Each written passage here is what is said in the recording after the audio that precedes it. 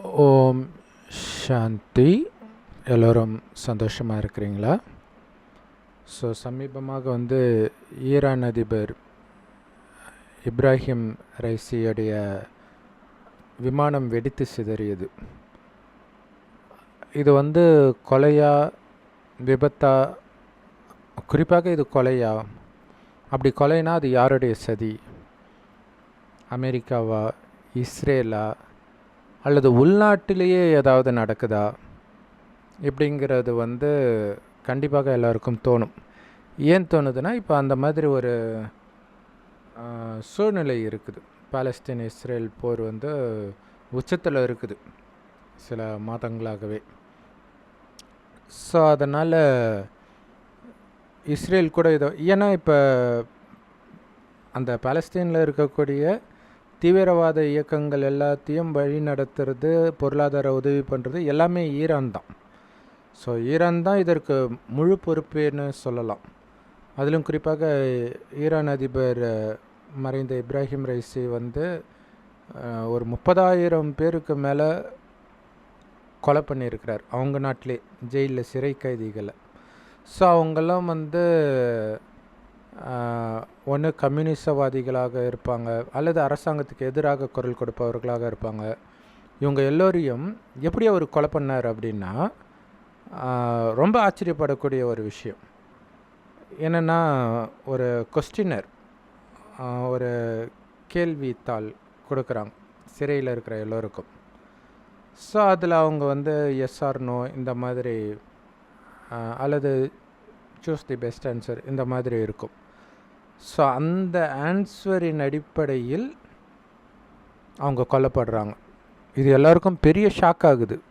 ஏன்னா இப்படி இஸ்லாம் மதம் போதிக்கவே இல்லையே, ஏன் இப்படி பண்ணுறாரு அப்படின்னு அவங்களுக்குள்ளேயே எதிர்ப்பை ஒருத்தர் காட்டினார். அவரையுமே ஹவுஸ் அரெஸ்ட்லே வச்சுருந்தாங்க இறக்குற வரைக்கும். ஸோ குறிப்பாக இந்த ஈரான் அதிபருடைய மரணத்தில் மிகப்பெரிய மர்மம் இருக்கிறதுக்கு காரணம் என்னென்னா, அது நடந்த விதம். தனியாக ஒரு ஹெலிகாப்டரில் போய் இறந்திருந்தால் அப்போவும் சந்தேகம் வந்திருக்கும். பட்டு இதில் அதுக்கு பின்னாடி 2 ஹெலிகாப்டர் வருது. ஸோ 3 ஹெலிகாப்டரில் போயிட்டுருக்காங்க. முதல் இதில் அவர் வெளியுறவுத்துறை அமைச்சர், கூடவே அந்த க்ரூ மெம்பர்ஸ் இருப்பாங்க இல்லையா, ஓட்டுறவங்க, இவங்கெல்லாம் இருந்திருக்கிறாங்க. ஸோ இதே மாதிரி பின்னாடி 2 ஹெலிகாப்டர் வருது, ஒன்று பின்னாடி ஒன்று தான் போயிட்டு இருக்குது. அப்படி போயிட்டு இருக்கும்பொழுது அந்த அதிபருடைய ஹெலிகாப்டரை ஓட்டுற பைலட்டு கால் பண்ணி பின்னாடி இருக்கிறவங்களுக்கு சொல்கிறார், திக் க்ளவுட்ஸ் இருக்குது, அடர்த்தியான மேகம் இருக்குது, அதனால் மேலே போயிடுங்க அப்படின்னு சொல்கிறாங்க. அதே மாதிரி அவங்க மேலே போயிட்டாங்க. மேலே போனதுக்கப்புறம் கீழே பார்த்தா மேகமே இல்லையாம். அதே மாதிரி இந்த விமானத்தையும் காணும். ஸோ இதுதான் அந்த பின்னாடி இருந்த ஹெலிகாப்டரில் இருந்தவங்க சொன்ன செய்தி. இதுதான் கடைசியாக அவங்களுக்கு வந்த கால். இதனால தான் ஒரு பெரிய மர்மமாகவே இது இருக்குது. இது எப்படி நடந்திருக்கும், இது எப்படி சாத்தியம் அப்படின்னு இல்லையா? முன்னாடி போகிற ஹெலிகாப்டர் வெடித்தது பின்னாடி வந்த ஹெலிகாப்டருக்கு தெரியாதா? விபத்துக்குள்ளே ஆனது தெரியாதா? ஸோ அப்படி தெரியாதுன்னு சாதிக்கிறதுக்காக தான் இப்படி ஒரு கட்டுக்கதை சொல்கிறாங்களா? பின்னாடி போனாங்க இல்லை. இன்னொரு விஷயம், இந்த விஷயங்களெல்லாம் ஈஸியாக இஸ்ரேல் மேலே பழி போட முடியும். ஏன்னா அவங்களுடைய உளவுத்துறை மொசாத் உலக அளவிலே நம்பர் 1 உளவுத்துறையின் ஃபேமஸ் பேர் எடுத்தது. உதாரணத்துக்கு யாரோ ஒரு பெரிய நபரை ரோட்டில் கார் போகும்போது கொல்றாங்க. எப்படி கொல்றாங்க அப்படின்னா, அங்கே நிறுத்தப்பட்ட ட்ரக்கில் ஆள் இல்லாத ரோபோ மூலமாக அந்த கார் மீது சுடுறாங்களோ அல்லது பாம்பு போடுறாங்களோ தெரியல, அப்படி கொல்லப்படுது. அங்கே யாருமே கிடையாது. அங்கேருந்து பல மைலுக்கு அண்ணாண்ட இருக்கிற ஒருத்தர் அதை ஆப்ரேட் பண்ணுறார். ஸோ அதனால் இது இஸ்ரேல் பண்ணியிருக்கலாம், அல்லது இஸ்ரேலுக்கு இந்த போரில் பக்கபலமாக இருக்கக்கூடிய அமெரிக்கா பண்ணியிருக்கலாம், அப்படியெல்லாம் சொல்கிறாங்க மற்றவர்கள். ஆனால் இஸ்ரேலை சார்ந்தவர்கள் யாருமே அப்படி சொல்லலை. அவங்க என்ன சொல்கிறாங்க அப்படின்னா, அமெரிக்கா சேங்ஷன் பண்ணதுனால ஹெலிகாப்டருடைய ஸ்பேர் பார்ட்ஸ் வாங்க முடியல, அதனால் அது சரியான நிலையில் இயங்காமல் தான் இப்படி ஆக்சிடெண்ட் ஆகியிருக்கும் அப்படின்னு தான் அவங்க வந்து சொல்கிறாங்க. ஸோ அதற்கு என்ன காரணமாக வேணாலும் இருக்கலாம். அமெரிக்காவை மேலும் மேலும் பகைச்சிக்க விரும்பாமல் இருக்கலாம், அல்லது அமெரிக்காவே இதற்கு காரணமாக இருக்கலாம். ஸோ சொல்கிறவங்க அமெரிக்கா பக்கம் சார்ந்தவர்களாக இருக்கலாம். ஏன்னா ரகசியமாக நிறைய விஷயங்கள் நடக்கும். ஸோ அது இல்லாமல் இங்கே உள்ளேயே கூட பின்னாடி இருந்த ஹெலிகாப்டரில் இருக்கிறவங்க கூட முன்னாடி இருந்த ஹெலிகாப்டரை வந்து சுட்டு வீழ்த்தி இருக்கலாம். எது வேணாலும் நடக்கும். ஏன்னா அதுக்கு அடுத்தது யார் வருவாங்க அப்படிங்கிற மாதிரி விஷயமெல்லாம் இருக்குது. ஸோ பதவி ஆசை என்ன வேணாலும் பண்ண வைக்கும், அது ஒன்று இருக்குது. ஆனால் அதை விட மிக முக்கியமான விஷயம் என்னென்னா, அங்கே அதிபரை விட மிகப்பெரிய பவர் வந்து அயத்துல்லா அப்படின்ட்டு மத ரீதியான தலைவருக்கு தான் இருக்குது. அவர் நினைத்தால் மக்களால் தேர்ந்தெடுக்கப்பட்ட அதிபரையே கூட தூக்க முடியும் அப்படின்றாங்க. ஸோ அவருடைய கட்டளைப்படி தான் அதிபரே ஆடணும். ஸோ அதனால் ரைசி போனால் என்ன, அயத்துல்லா இருக்கார்ல அப்படிங்கிறது தான் எல்லாருடைய பேச்சாக இருக்குது. இன்னொன்று வந்து இப்ராஹிம் ரைசியால் நிறைய பேர் வந்து நாடு கடத்தப்பட்டு இருக்கிறாங்க, சிறையில் அடைக்கப்பட்டிருக்கிறாங்க, கொல்லப்பட்டிருக்கிறாங்க. ஸோ இதனால் நாடு கடத்தப்பட்டவர்கள் அந்த இப்ராஹிம் ரைசி இறந்த அன்னைக்கு பயங்கரமாக கொண்டாடி இருக்கிறாங்க. ஸோ அது யூடியூப்லேயே நிறைய வைரல் வீடியோஸ்லாம் வந்தது. வெவ்வேறு இடங்களில் இருந்துட்டு ஜாலியாக டான்ஸ் ஆடிட்டு இந்த மாதிரிலாம் பண்ணியிருக்கிறாங்க. அந்த ஊர் மக்கள் வந்து கொஞ்சம் பேர் அழுது இருக்கிறாங்க. ஸோ இப்படி உள்நாட்டு சதி எதுவுமே இல்லாமல் இது ஒரு கொலையாக இருந்தால் அதை அரங்கேற்றியவர்கள் வந்து பயங்கர புத்திசாலியாக தான் இருக்கணும் இல்லையா? பின்னாடி வர ஹெலிகாப்டர் கண்ணில் மண்ணை தூவி இப்படி பண்ணுறது வந்து ஒரு ரொம்ப ஆச்சரியமான விஷயமாக இருக்கும். ஆனால் இன்னொரு முக்கியமான விஷயம் என்ன அப்படின்னா, இயற்கையாகவே இது நடந்திருந்தால், ஏன்னா அதுக்கான வாய்ப்பும் இருக்குது, ஸோ அதை மறுக்க முடியாது. ஏன்னா இந்த பிரச்சனை நடக்கும்போது ஒருத்தருடைய உயிர் போகாதுன்னெலாம் ஒன்றும் அவசியம் கிடையாது இல்லை. ஸோ அந்த மாதிரி கூட இருக்கலாம். அப்போ கூட பார்த்திங்கன்னா இயற்கையாகவே நடந்தால் கூட மற்ற அதே ஒரு வெப்பநிலையில் பயணிக்கிற மற்ற ஹெலிகாப்டருக்கு ஒன்றும் ஆகலை, இந்த ஹெலிகாப்டருக்கு மட்டும் ஆகியிருக்குது அப்படிங்கிறது வந்து இறைவன் கொடுத்த தண்டனையாக எடுக்கலாம். ஸோ அப்போ இறைவன் வந்து அந்த ஸ்பெசிஃபிக்காக டார்கெட் பண்ணி அடிக்கிற மாதிரி இது இருக்குது. பைபிளில் பார்த்திங்கன்னா ஒரு ஊரில் ஒரு 100 நல்லவங்க இருந்தால் அந்த ஊரை அழிப்பீங்களா, அதாவது ஊர் ஃபுல்லாக பாவிகள், ஆனால் 100 பேர் மட்டும் நல்லவங்கன்னா அழிப்பீங்களான்னு கடவுளை கேட்கும்போது அழிக்க மாட்டேன், 10 பேர் அழிக்க மாட்டேன், 5 பேர் அழிக்க மாட்டேன். அப்படின்னா என்ன அர்த்தம்? நல்லவன் ஒருவன் இருந்தாலும் அந்த அழிக்க மாட்டேன் அப்படிங்கிறது என்னென்னா, ஊரை அழிக்க மாட்டார்னு அர்த்தம் கிடையாது, அந்த நல்லவனுக்கு பாதிப்பு வராது. ஸோ அந்த மாதிரி ஒருவருடைய பாவம் பயங்கரமாக இருக்கும் பொழுது அவர்கள் கூட இருப்பவர்கள் பாதிக்கப்படாமல் தான் அவர்களுடைய மரணம் நிகழும். ஸோ இதே நேரத்தில் பார்த்திங்கன்னா திட்டத்தட்ட இதே காலம் அல்ல ஒரு 2-3 நாள் முன்னாடி வேறு ஒரு நாட்டில் ஏரோப்ளேன் போய்கிட்டே இருக்குது. திடீர்னு பயங்கரமான காற்று. அந்த காற்றுல திடீர்னு 6000 அடி தொபுக்கடின்னு கீழே வருது.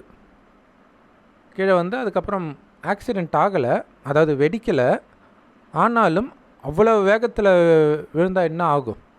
ஸோ அப்போ கீழே இருந்தவங்களும் பெல்ட் போடாமல் இருந்தவங்களும் அப்படியே மேலே அடித்து வெறும் ரத்தமாக இருக்குது அங்கே.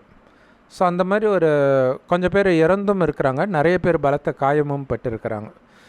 இப்போ சமீபமாக பார்த்திங்கன்னா இந்த ஏரோப்ளேன் மூலமாக நடக்கிற விபத்துகள் வந்து அதிகமாகிட்டே இருக்குது. ஸோ நிறைய முஸ்லீம் நாடுகள் வந்து பயங்கர ஏழ்மையில் வாடினாலும் தீவிரவாதத்திற்கு தான் அவங்க வந்து அதிக முக்கியத்துவம் கொடுக்குறாங்கன்றதில் வந்து ஈரானும் விதிவிலக்கு கிடையாது. ஸோ அங்கே வந்து வேலையில்லா திண்டாட்டம் உச்சத்தில் இருக்குது.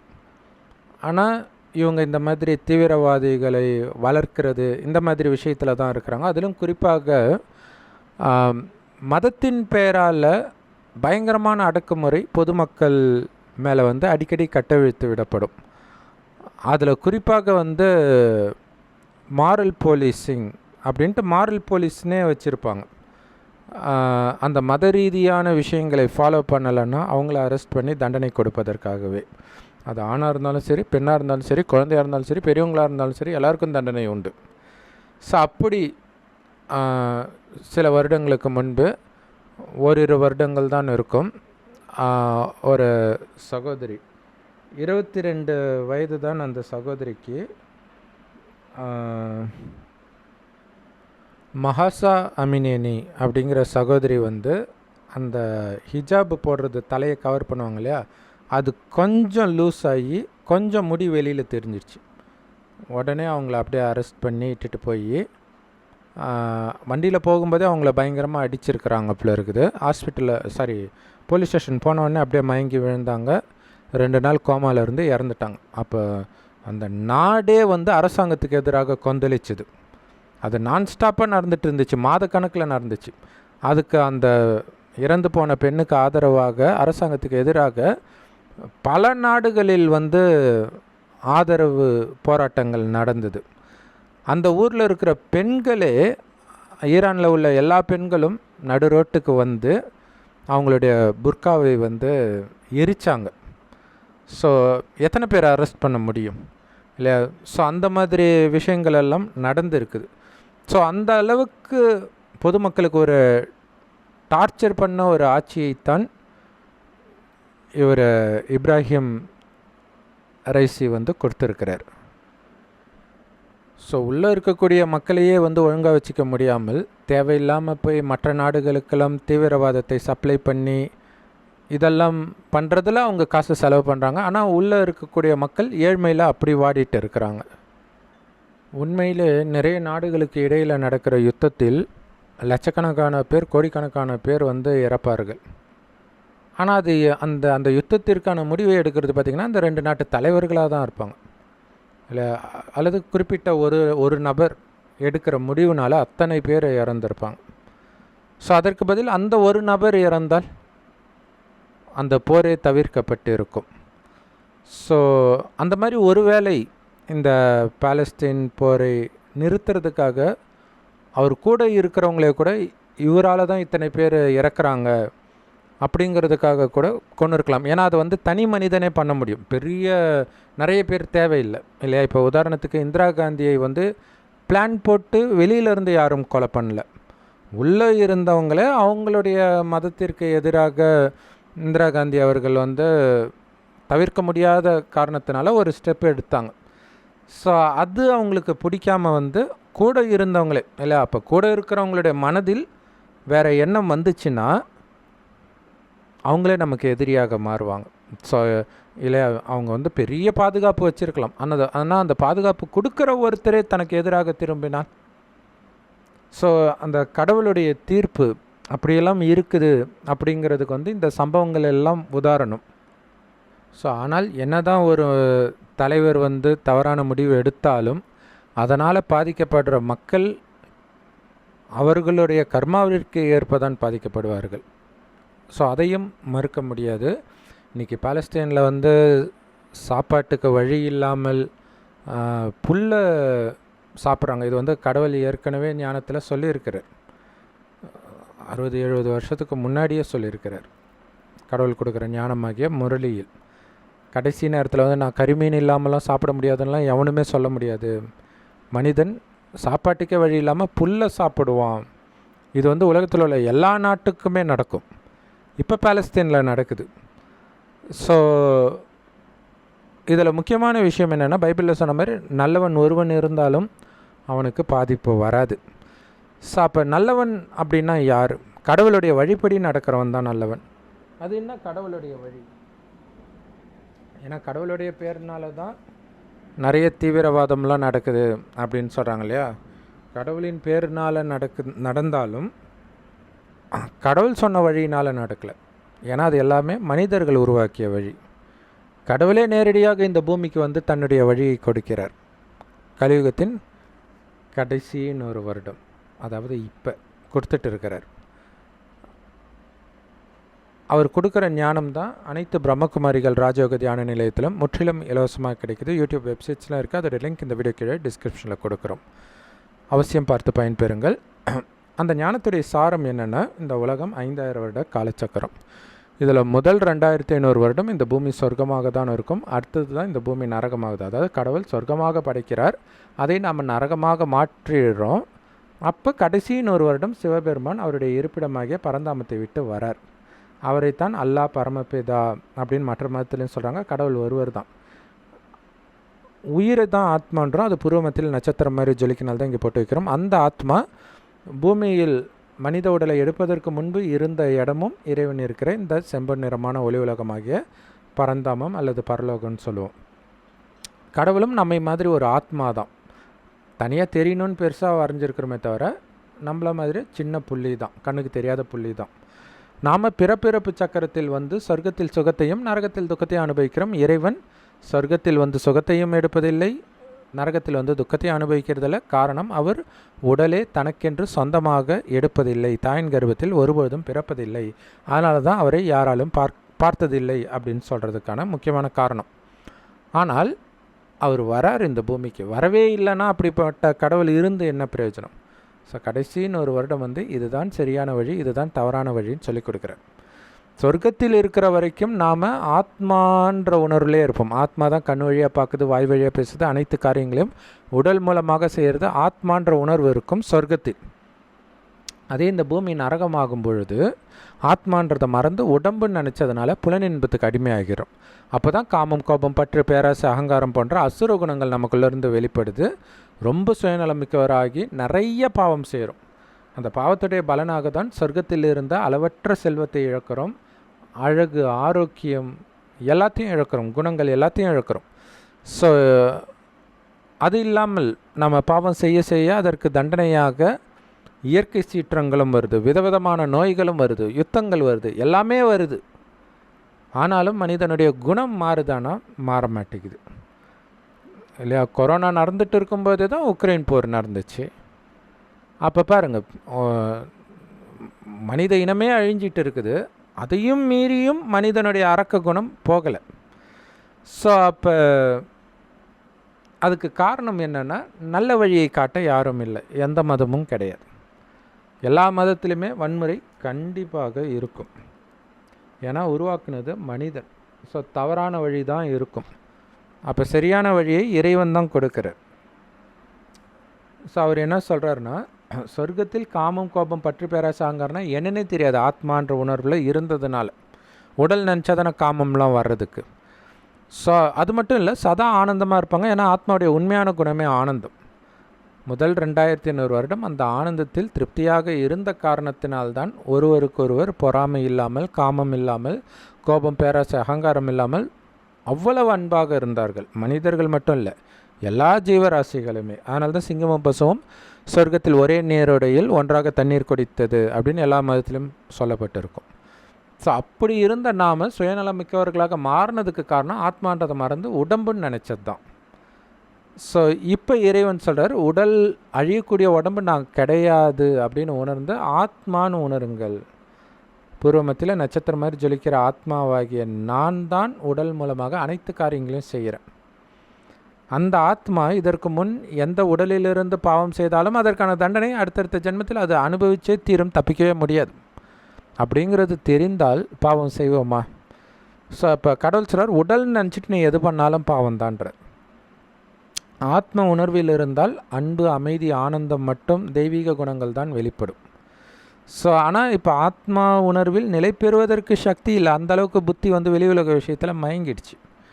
அப்போ அந்த சக்தி நிரப்புறதுக்கு தான் இந்த சக்திகளில் எப்பவும் நிரம்பிய சிவபெருமானை சதா நினைவு பண்ணும். அவர் செம்பொன் நிறமான ஒளி உலகத்தில் நட்சத்திரமாக இருக்கார்.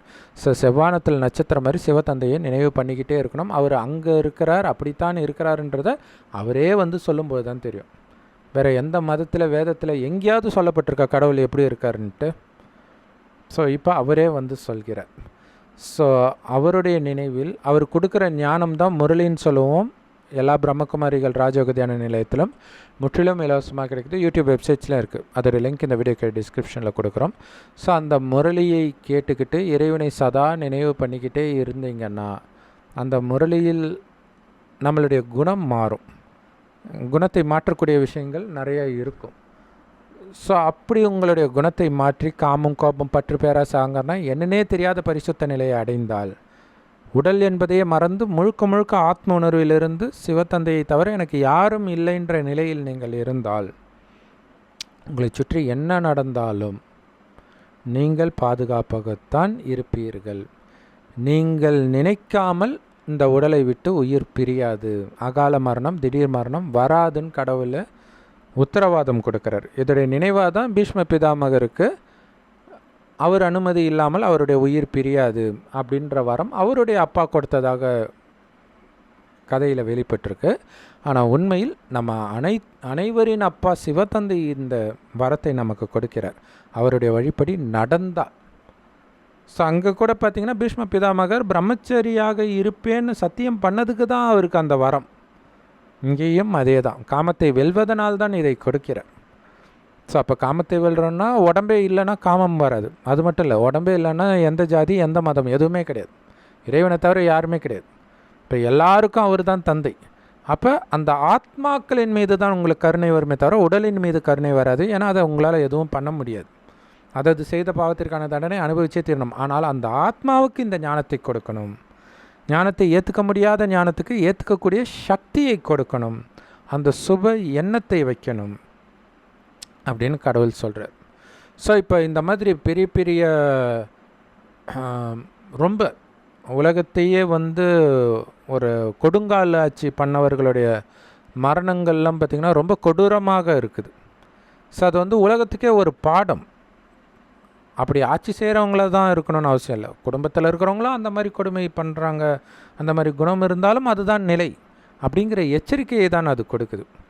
ஸோ அதை புரிஞ்சுக்கிட்டு இறைவனின் நினைவிலிருந்து நம்முடைய குணத்தை நாம் மாற்றிக்கிட்டாலே இதுவரை நாம் எவ்வளவு பாவம் செய்திருந்தாலும் அதற்கான தண்டனை எவ்வளவு குறைவாக குறைச்சிக்க முடியுமோ அந்தளவுக்கு உங்களால் குறைச்சிக்க முடியும்.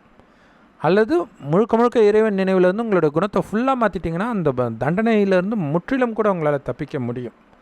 ஸோ அப்படி உங்களை காப்பாற்றுறது மட்டும் இல்லை, காப்பாற்றி மீண்டும் சொர்க்கத்துக்கு அழைச்சிட்டு போக வந்திருக்கிறார். ஏன்னா இந்த பூமி கலியுகம் அழிந்து சொர்க்கமாக மாறப்போகுது. ஸோ அந்த சொர்க்கத்துக்கு இதே பாரத பூமி தான் சொர்க்கமாக மாறும். சொர்க்கமாக இருந்தது அதுதான். ஏன்னா 5000 வருடத்துக்கு ஒரு தடவை இந்த 5000 வருட காலச்சக்கரத்தை தான் ஒரு கல்பம்னு சொல்லுவோம். ஸோ ஒவ்வொரு கல்பத்தில் என்ன நடந்ததோ அதே தான் திரும்ப திரும்ப நடக்கும். அப்படின்னா 5000 வருடம் முன்பு இதே நாள் இதே நேரம் இதே வீடியோவை நான் போட்டிருப்பேன். நீங்களும் எந்த நேரம் பார்க்குறீங்களோ அதே நேரம் தான் முந்தைய கல்பத்திலையும் பார்த்துருப்பீங்க. ஒவ்வொரு கல்பத்திலையும் அதே மாதிரி தான் நடக்கும். ஸோ அந்தளவுக்கு நிச்சயிக்கப்பட்ட விஷயம் என்றால் அதை யாராலையும் மாற்ற முடியாது என்றால் அதை நீங்கள் மட்டும் மாற்றிட முடியுமா? அதனால் உலகத்தின் விஷயத்தை மாற்றுறது, இப்போ பாருங்கள், ஈரான் அதிபர் போய் தேவையில்லாமல் வெவ்வேறு நாடுகளுக்குள்ளே போய் இஸ்லாம் மதத்தை வளர்க்குறன்ட்டு அவர் நாட்டு மக்களே பட்டினி போட்டு சாகடிச்சிட்டு இந்த மாதிரிலாம் பண்ணிகிட்ருக்கார். ஸோ இது வந்து கடவுளுடைய வேலை. கடவுளுடைய வழிப்படி நடக்கிறது தான் நம்மளுடைய வேலை. கடவுளுடைய வழிப்படி, மதங்களின் வழிப்படி கிடையாது. மதங்களை உருவாக்குனது மனிதர்கள். அதுக்கும் கடவுளுக்கும் எந்த சம்மந்தமும் கிடையாது. கடவுளுடைய வழி தான் உண்மையிலே அன்பான வழி. அவர் கதை இதெல்லாம் இருக்காது, நேரடியாக சொல்கிறார். இவ்வளோதான் ஞானமே. கரெக்டாக சொல்லணுன்னா சொர்க்கமாக இருந்தது உடல் உணர்வில் வந்ததால் நரகமாக்கிட்டீங்க. மீண்டும் ஆத்ம உணர்வுக்கு வந்து வந்துட்டீங்கன்னா இந்த பூமி சொர்க்கமாயிடும். அங்கே நீங்கள் பிறவி எடுப்பீங்க. அதுக்கு சிவபெருமானை சதா நினைவு பண்ணிக்கிட்டு இருக்கணும். அவ்வளவுதான் ஞானமே. ஓம் சாந்தி. தேங்க்ஸ் ஃபார் வாட்சிங்.